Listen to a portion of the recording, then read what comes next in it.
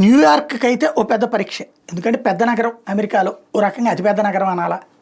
అపర కోటీశ్వరుల నగరం.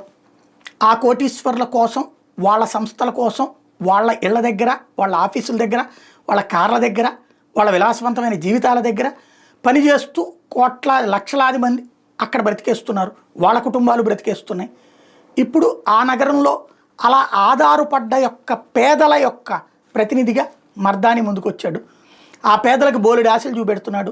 తిండి ఫ్రీ అంటున్నాడు, బట్టలు ఫ్రీ అంటున్నాడు, ఉండటానికి ఫ్రీ ఏర్పాట్లు చేస్తామంటున్నాడు. ఇట్లాంటివన్నీ ఆటోమేటిక్గా ఇప్పుడు హైదరాబాద్ లాంటి చోట్ల ఈ ధనవంతులు, మధ్యతరగతి, ఓట్లేయడానికి మధ్యతరగతిలో వాళ్ళు 50% వస్తారు పోలింగ్ బూత్కి, ధనవంతులు 10% వస్తారు, లేబర్ 90% వస్తారు. అందుకనినే లేబర్ బస్తీలను ఎక్కువ కాన్సన్ట్రేట్ చేస్తారు ఏ నాయకుడైనా సరే.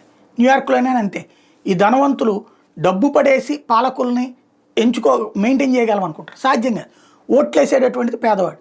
కాబట్టి ఇప్పుడు ఆ పేదవాళ్ల తరపున ప్రతినిధిగా అతని ఎన్నికైతే అప్పుడు ఏం చేయాలి అన్నది అర్థం కాని పరిస్థితి ఇటు రిపబ్లికన్ పార్టీ తరపున ట్రంప్కు ఉంది. అదే సందర్భంలో ఇతను వస్తున్నాడని తెలవగానే అక్కడ రియల్ ఎస్టేట్ వాల్యూస్ పడిపోయినాయి. ఇది అక్కడ ఉన్న ధనవంతుల సమస్య అవుతుంది. ఏం జరుగుతుందో చూడాలి.